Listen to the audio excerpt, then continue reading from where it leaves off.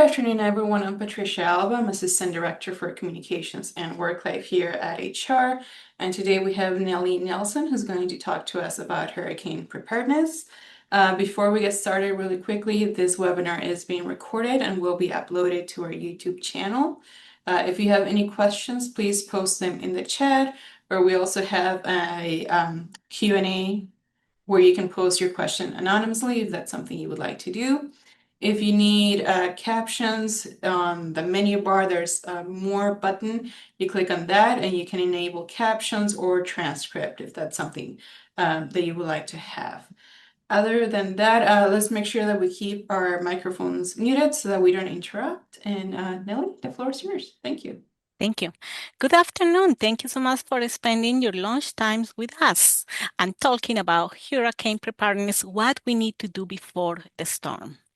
As you are aware, storm season starts in June 1st and runs until November 30th. So I work with the University of Florida IFAS extension. You guys going to say, what is this? So the mission that we have is to develop knowledge in different areas and to make that knowledge accessible to sustain and enhance the quality of life for every one of us. IFAS Extensions has offices in every county in Florida. So we are in 67 counties around the state, and we have faculty members like me that are specialized in one area in particular. Mine is family and consumer science and dealing with everything that is affecting human behavior. We have as well research and education centers around the state, as you can see. And if you guys are close to one of these, I invite you to go to check one of these locations. So we are going to talking about 2026 Atlantic hurricane season. And thank you for telling us if this is going to be your first season of your 67, like somebody answered.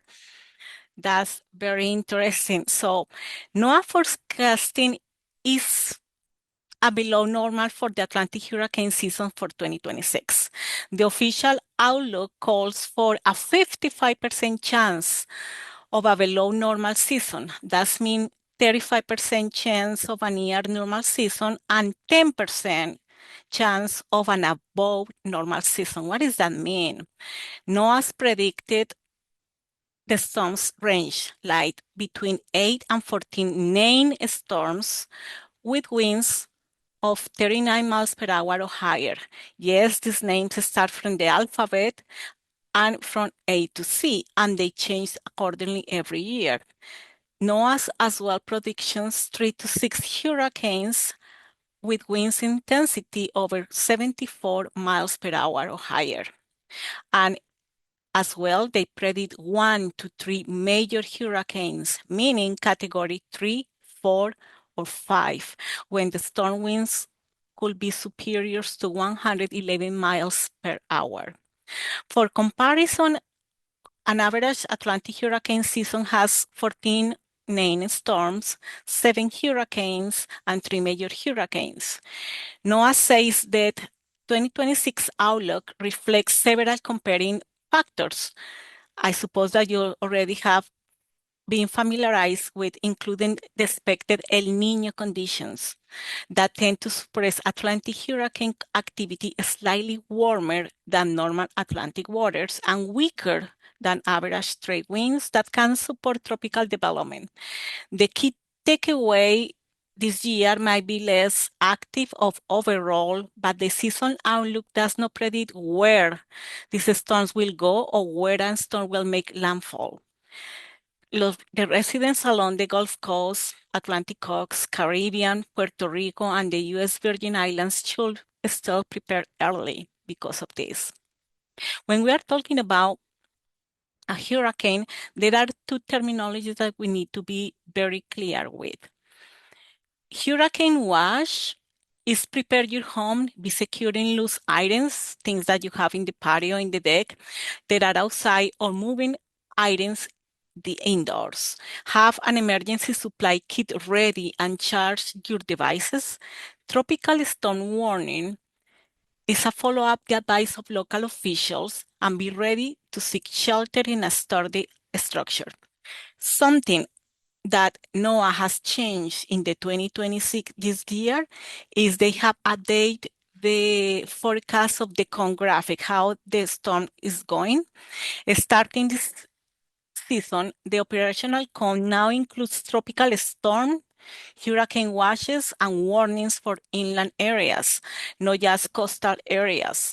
This is important because hurricane impacts are not limited to the shoreline. Strong winds, flooding rains, tornadoes, power outage, and dangerous conditions can extend far inland. By adding inland watches and warnings to the cone graphic, NOAA is giving the communities a clear view of where tropical storm and hurricane wind hazards may affect people away from the immediate coast. Because a lot of people, and sometimes when they are living here, they don't realize that it's not only when this landfill impacts sometimes all the state and multiple states. It depends where is the cone located. Something that we need to be very familiar is with the Saffir-Simpson hurricane wind scale. This graphic is very good because clearly represent the scale and is based in a numbers 1 to 5 and the intensity of sustain of the winds. It is important to know that the Saffir-Simpson scale illustrates the peak of sustained winds in a hurricane. Wind gusts, which come and go, will reach the speeds above category. In addition, hurricane winds rapidly increases in strength as they move from the other edge of the storm toward the A wall. So that's the reason that in the picture you can see what is happening with the intensity of these winds. And not only for this, when the outer storms comes, there are tornadoes, people need to be very, very aware of those. Something I want to encourage you to start to doing is visit the Florida Disaster Org. Why? Because there are certain announcements and warnings that they are selected for this kind of disasters on every kind of natural disasters that happen in our area, and we need to know what actions we need to take. There are three main actions. First, create a kit. Make a plan and stay informed through media. Make a plan what kind of routes do you start to move. If you have everything at home in case that you lost electricity and you can know or communications, what you need to have. So for this one as well, a lot of people need to know that we need to have certain food guidelines when we are losing electricity to avoid food poisoning and things like that. We need to have a post-disaster risk valuable as well. And we need to create a plan that help us to have our family and we be together. In this is something I want to tell you that it doesn't matter where are you living in the state right now, you can access. For this one is the alert system. The alert system is in the state of Florida and you can sign by free. So the local emergency managers work closely with the state, local, tribal, and territorial agencies and partners. They will provide the latest recommendations based on the threat for your community and appropriate safety measures. They recognize warnings and alerts, have several ways to receive alerts. The National Weather Service for up to 5 locations nationwide, and you can sign for the community alerts in your area to be aware of the emergency alert systems. This is the AAS, and for the wireless emergency alert as well, which require no sign up. The new service enables users to submit requests for service information throughout the web app and phone options. So you can that is very easy to use. The emergency alert system is the official source of information and instructions regarding national hazards.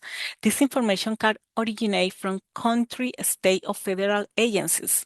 The statewide network will activate by the National Weather Service to announce weather-related watches or warnings. Florida Public Radio Emergency Network, friend that has a base as well in Gainesville, is one of those and covers 14 public media broadcasters. They provide Floridians with the latest information regarding severe weather events, including but not limited to hurricanes, tropical storms, flooding, wildfires, and freezes. This, as I mentioned, they are operating for the UFT, TVFMN University of Florida friend and provides partner stations with live action and pre-produced content for all media platforms 24/7, 367 days a year. So I encourage you to check this. And if you are living in Alachua, that's the test that you can put to sign for the alert system in Alachua County. If you are in the state, every county that you are living in has this alarm system in operation. So please, I encourage you to sign for that. You're going to receive a text message in your phone. When you receive the text message, they're going sometimes to ask you for receive yes. If not, they're going to be calling because when they don't receive that, you answer the text message. Sometimes they call in a recording message to telling you what is happening. I encourage you to have a family communication plan. If necessary, you need to include all the family members with special needs or those with limited mobility. If a care provider accompanies people with special health needs, confirm that the care provider has an evacuation plan in place. You need to have your update contact information as well as your other contacts because if somebody is trying to find, this is the most difficult thing. When we as IFAS employees, we are working in counties. Sometimes we are working with the county government as well. And the COE, that's the Department of Emergency in the county, start to receive all these calls of families around the county trying to find members because the communications are broke down and because they don't know this information of the individuals they have out of town or sometimes in town, they cannot reach the person. I encourage you to start to teach and know what is a safe place to go in your home. One question I want to ask you, and if you can answer that in the chat, what is the safe place that you can hide when something like this happening in your home? What is the safe place for you to be? Somebody can mention that. What is a safe place? There's in closet, interior room, somewhere with no windows, bathtub, bathroom. Okay. The second one that you mentioned, Patricia, Interior room? yeah, that is one of the safest one, and as well of the bathroom as well. And if there is no windows, things like that in the bathtub, yes, you are right. That is one of the safest place to be. A lot of people needs to be aware of that. Eh, when we have a family communication plan and there are members dispersed around the county, you need to have a second place where everybody is going to meet when you are outside of the house. For example, you are working and maybe your kids are outside with friends or another family members are doing a visiting to another family members. So you guys going to find a specific place that everybody's going to meet together when something of these alarms occur. When you guys need to be aware as well as individuals, we have needs with health. They need to go, the county requires an application online form that they usually need to sign before the storms arrives. And A lot of people doesn't know that. I encourage you to check with your county government when you go to hurricane preparedness, what kind of disaster they have and how you can sign for those. A lot of people doesn't think when we are evacuating and we are running ticket and everything that we need to evacuate, sometimes we have pets, forget about them. We need to have a plan for the pets as well. As well, with the application online, the counties have different areas that serves as a shelter. The majority are schools. You guys should know what shelters are in your area in case that you need to be evacuated. And you can determine when, where, and how you're going to evacuate. This website, the ready.gov, has all the information and all the things I'm talking to you, the majority of things I'm explaining to you. This website is very good, has everything for disaster preparedness. I encourage you to go that one. When we are assembling our kit, the basic things that we need to check is water. We need to have 1 gallon per person per day for several days for drinking and sanitation. We need to have food, at least several days supply for no perishable food. We need to have battery operate or hand crank radio and a NOAA weather radio with tone alert. Flashlight, first aid kit, extra batteries, whistle when we need to signal for help, gas mask, plastic sheeting, scissors or duct tape to shelter in place if we need to do it, moist toilets, garbage bags, plastic ties for personal sanitation, a wrench, pliers to turn off utilities, manual can opener for food, local maps, cell phone with chargers and backup battery. When we are assembling this, a lot of people encourage to put this in a plastic container to put everything in preparation for that. And the minimum days that we need to have is 7 days supply. Those are the things that we need to have. And of course, cash. If we are losing, you guys remember a couple of years ago that everybody was running from Irma here in the state. So that was a lot of individuals, they didn't have electricity, pumps with no gas. And so individuals were forced to pay with cash. We need to have an stash of cash with us in case of these things as well. The Ready.gov has the list and has a very good infographic that I suggest that you can download to print, that you can have the checklist for every item that we need to have in our kit and supplies. When you are assemble your kit, it's very good to have extra flashlights, lanterns, batteries in case that we lost electricity for several days. 7-day food, and this food needs to be high energy, low salt, and not perishable. 7-day water supply, I already mentioned 1 gallon per person per day, manual can opener, and sometimes we need to be prepared to have a sufficient items and equipment for at least 7 days after the storm. What kind of food that we need to have? What do you guys think? What kind of food do you think that we need to put when we are talking about shelf-stable foods? What kind of food do you think? I'm here putting in the slide non-perishable. What do you guys think about food preparation for a hurricane?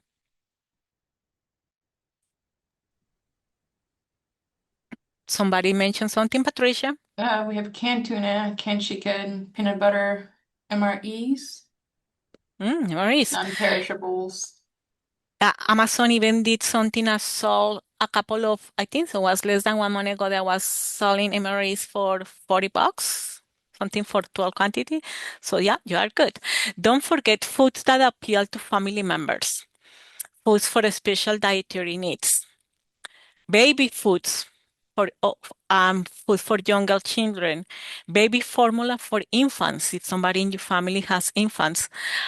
Sometimes we need to buy ice packs and coolers days before the hurricane that arrives in case there is a prolonged power outage, and put water into containers and freeze to make ice. Use an appliance thermometer to determine the safety of your perishable foods. A lot of people doesn't realize that. And we need to realize the meat, poultry, fish, and egg product must be kept at 40 degrees Fahrenheit or below, and frozen food at 0 degrees or below. For meats, check the canned goods aisle for your local grocery store for canned meats. These are usually fully cooked, and unopened canned meats don't require refrigeration. Those are the things that we need to put. That a lot of for the things that you start to mention, a lot of people checks as well peanut butter, crackers, if depends what you wanted. But yes, those non-perishable are good for them. If we are going to be talking about pets, so there is 10 items recommended for your kid. When we are talking about is food, at least 3 days supply in an airtight waterproof container. When you are doing this, because sometimes individuals need to move to a shelter, so you need to bring this with you and with your pet. Water, at least 3 days of water specifically for your pets. So this is separate for the one that you have for you and your family. Medicines and medical records. Most boarding kennels, veterinaries, and animal shelters will need your pet's medical records to make sure all vaccinations are current. Important documents, registration information, adoption papers, and vaccination documentations. Talk to your veterinarian about microchipping and enrolling your pet in a recovery database, because a lot of people sometimes lose those with tragedies. Collar or harness with ID tags, rabies tag, and a leash. You need to have your crate or pet carrier. Have a stored safe crate or carrier in case you need to evacuate. The carrier should be large enough for your pet to stand, turn around, and lie down. Sanitation, pet litter box, if appropriate, newspapers, paper towels, plastic trash bags, and household chlorine bleach. Familiar items as treats, toys, and bedding can help reduce stress for your pet. Yes, they get stress as well as humans. Pets that help people with disabilities are allowed in general population shelters and Red Cross shelters as long as they meet the requirements for serving animals under federal law. However, only select emergency shelters accept regular pets, non-service animals. So finding a pet-friendly shelter may be difficult. This is something that happens as well when we are very close and the sun is very close to us. Sometimes you're going to see the county how many shelters they have open and one only have for pets. When the storm is very close and the winds are very high, sometimes the majority of shelters accept pets as well, because but you need to have that with your local emergency management agency for this information. And I, I suggest that you can try to call the shelter before that you go to see if they are pet friendly or no, and you are avoiding all these problems ahead on during an evacuation. If we're going to be talking about foods to consider, something that we need to consider when we are preparing for a disaster is the nutrient-dense foods. There are those that provide a high amount of vitamins, minerals, and other beneficial components with relative few calories. Examples of these foods are fruits and vegetables. A wide variety of fruits, vegetables are excellent source of vitamins, minerals, and fiber. Whole grains. Examples include brown rice, quinoa, oats, which provide fiber, vitamins, and minerals. Lean meats and poultry, rich in protein and essential nutrients like iron and zinc.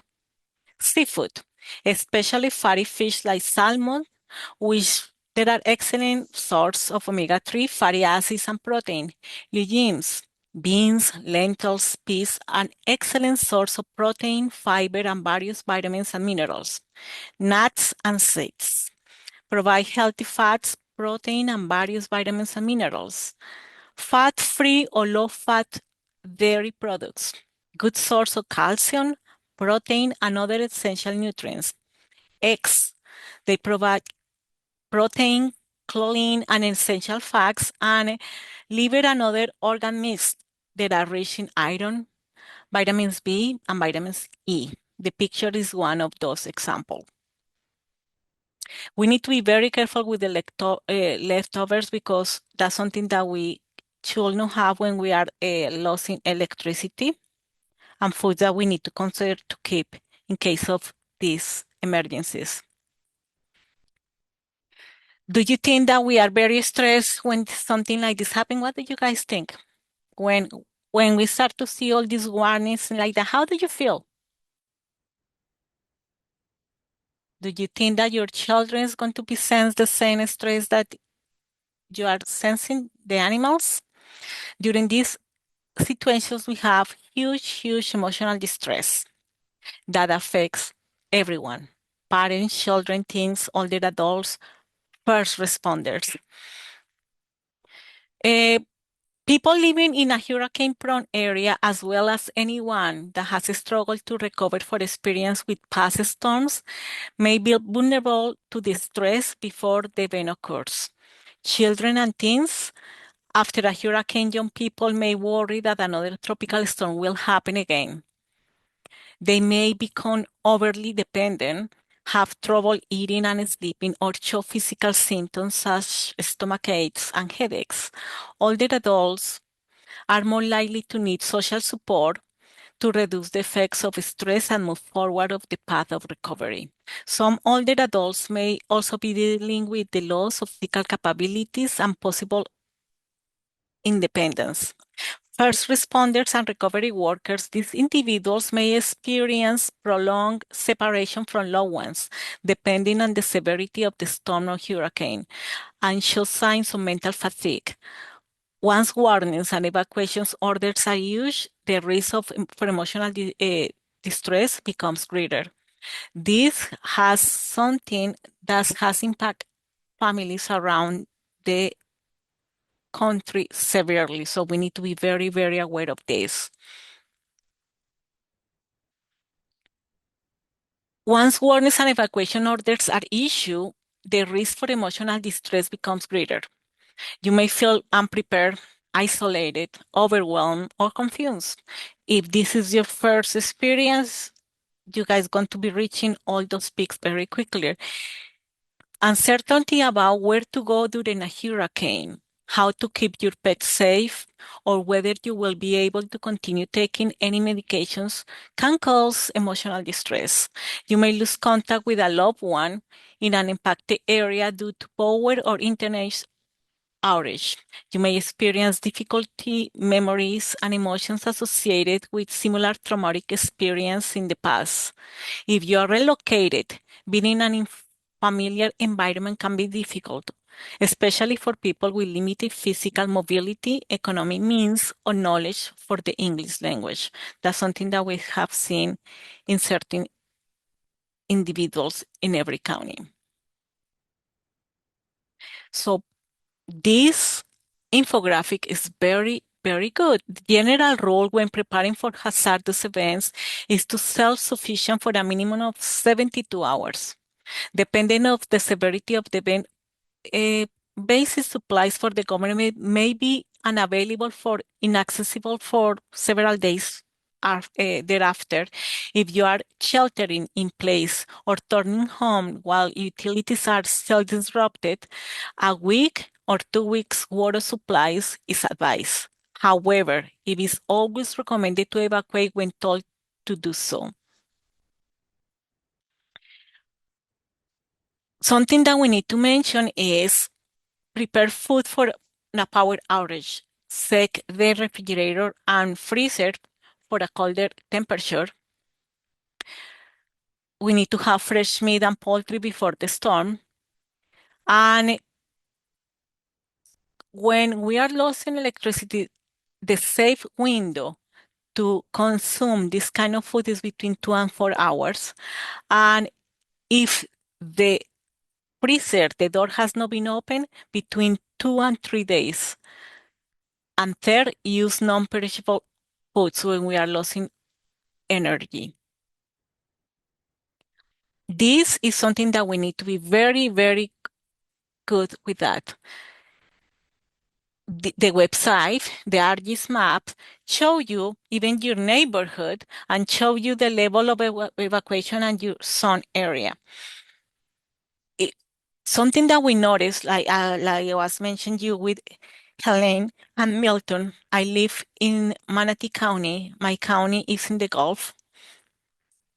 We noticed between Sarasota and Manatee County that there were neighborhoods that were known in the area of flooding, and with Helene and Milton, they flood. They completely flood. So that has been changed. I encourage you to start to check your evacuation area. What zone are you? Evacuation routes practice with your household, in your pets, when you start to see where is the routes to solve. Follow the instructions from your local emergency managers who work closely with the state, local, tribal, and territorial agencies and partner. They going to tell you the latest recommendations based on the threat of your community and safety measures. Every year, it's important for residents to know if they live in an evacuation zone, a low-lying, flood-prone area, and a mobile home or an unsafe structure during hurricane season. These areas and buildings are most likely to be evacuated, and knowing these zones helps Floridians prepare to evacuate and better understand orders from local officials. This year is also very important for residents to know their home. In an evacuation order is no issue for your area and your house is not in an evacuation zone, you may consider sheltering in place. If your shelter in place, it's important to know your home and its ability to withstand strong winds and heavy rain, as I already mentioned before. So if you are determined that your home is not safe to ride out storm, stay with a friend or leave the area. It is the best to bring your emergency supply kit with you, ensuring you have the necessary supplies. Masker children can involve living with many people in a confined space, which can be difficult and unpleasant for a lot of individuals. If you are considered to stay or live, in 2005, the University of Florida study concluded that homes built under the 2002 Florida Building Code can sustain less damage on average than homes built between 1994 and 2001 under the Standard Building Code. The Florida Building Code has been updated to enhance hurricane resistance, particularly after significant events like mentioned in the beginning with Patricia, Hurricane Andrew. The English edition, the 2023, includes updates that integrate the latest change to the International Residential Code with customized amendments for Florida. The code applies to all construction, ensuring that buildings meet higher wind resistance standards, especially in high velocity hurricane zones. South Florida building codes are recognized for their strength, having undergone significant improvements since 1994 to withstand hurricane impacts. So when we are going to force to be evacuated and we need to go to that shelter, and you already have found the location closest to your home, these are the items that we suggest you take with you. Of course, if you need something else to entertain, things for that for your kids, plus the pets, of course, and the medicine that you need to have. So you need to bring with you as well your important documents, everything that is insurance.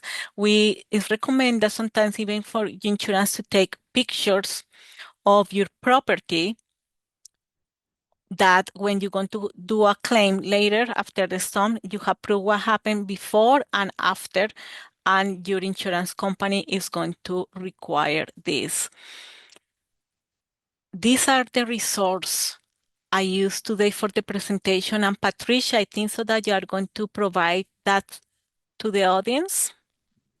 Yes, I've been dropping them in the chat as we went along, but I'll do it one more time for everybody. So yes, please do that. And thank you to being with us. And I don't know, there are questions, Patricia?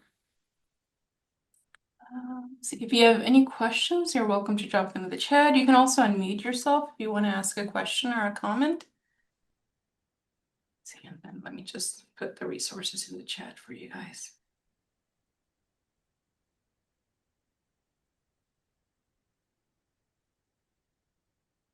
And Nelly, could you talk about those, what do you call it? Some people buy like generators and like how you should not use like the do's and don'ts of like a generator because they can be dangerous. So yes, IFAS infographics, I was going to put that to you and I'm going to give you to, has a very good infographic about use of generators. Let me provide that in the chat for everyone because yes, a lot of and the distance that you need to have the generator from your home, and as well, okay, generator safety, as well as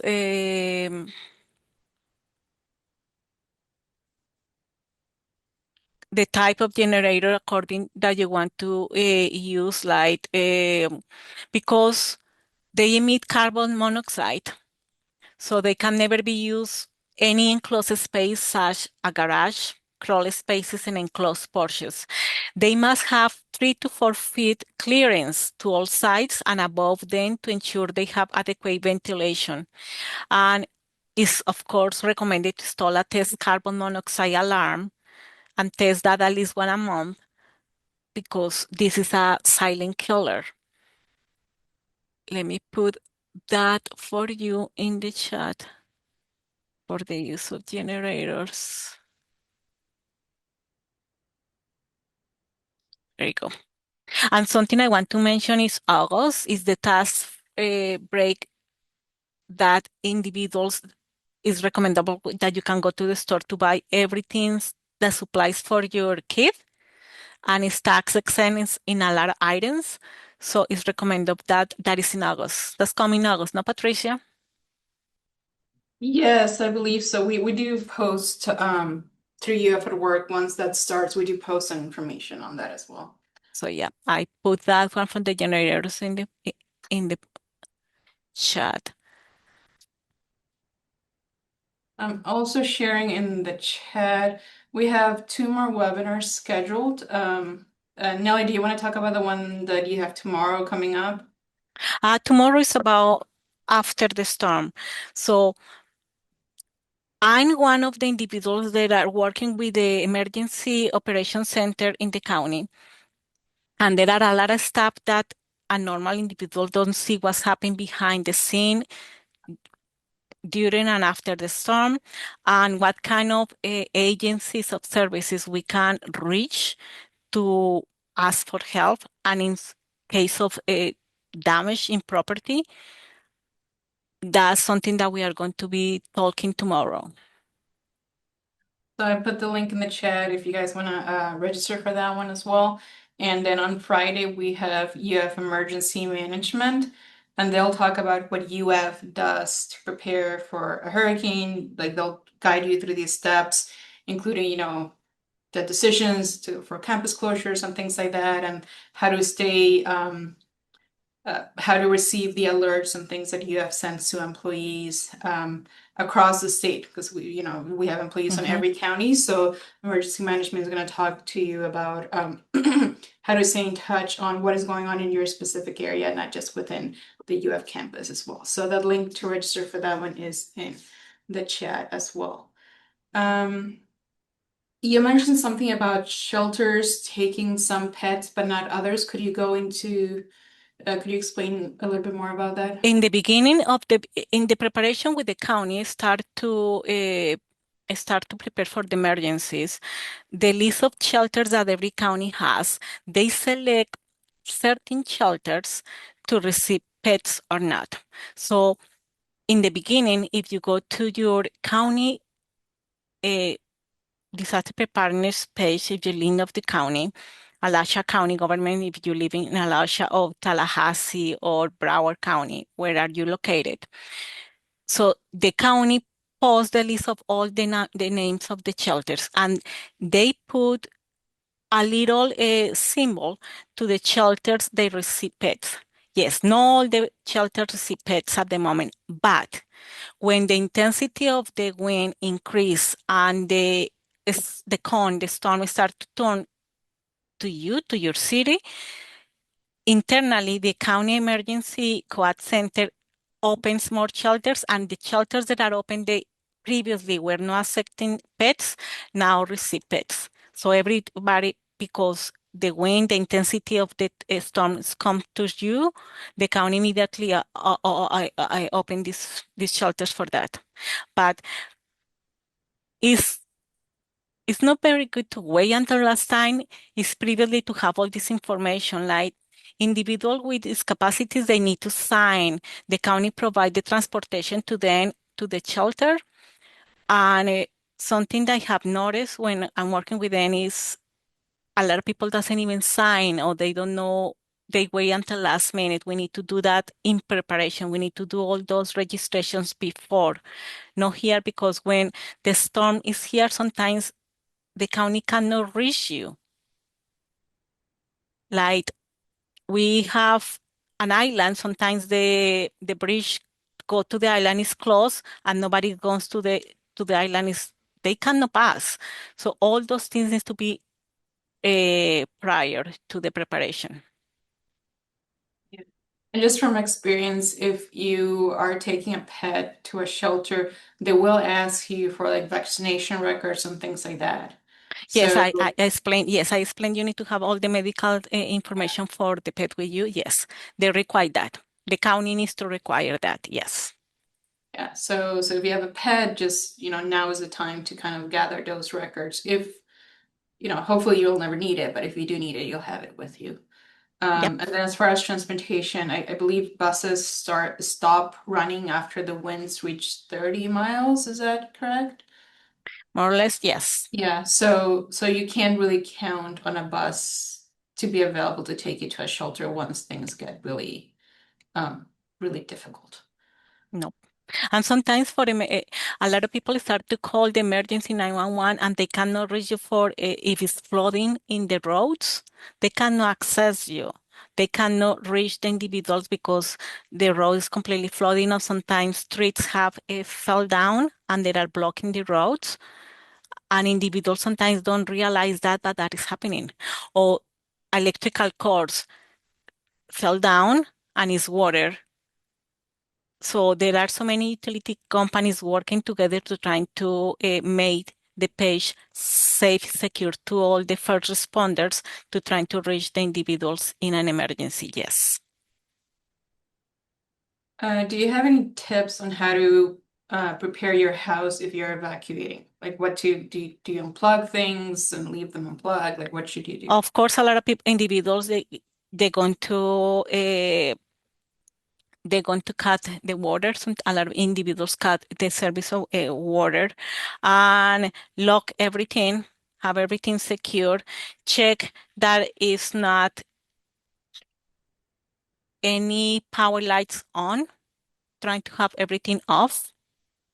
And if you want to disconnect your electronics, feel free to do that as well. A tip that I learned last year that I really like is the penny on the water.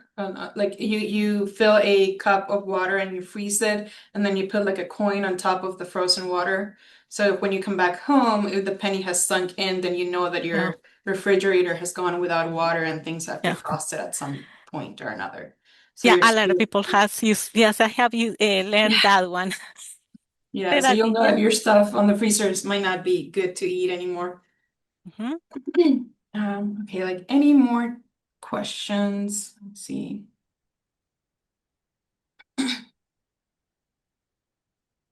We need to be prepared. Mm, Stress, not a lot is something that yes, individuals that we live here and the person that has already 67 storms, we notice that this happens every year. I'm sorry, but we need to be ready and prepared. That's the best way to be proactive and not reactive because sometimes when we are reactive, the things don't work accordingly and we generate we are part of chaos. So be proactive. Okay, I am not seeing any more questions. Is there anything else you would like to add before we sign off? No, hopefully we will not have nothing major this year. That's what we all hope for. So good luck and please assemble your kits, have your communication plan in effect, and go to ready.gov to have all your sign ups for alerts. That's something I encourage you to do. Please sign for your alert in every county. Perfect. Okay, well, thank you very much, Nelly. Hopefully I'll see you tomorrow again, Nelly, and hopefully the rest of you guys can join us tomorrow as well.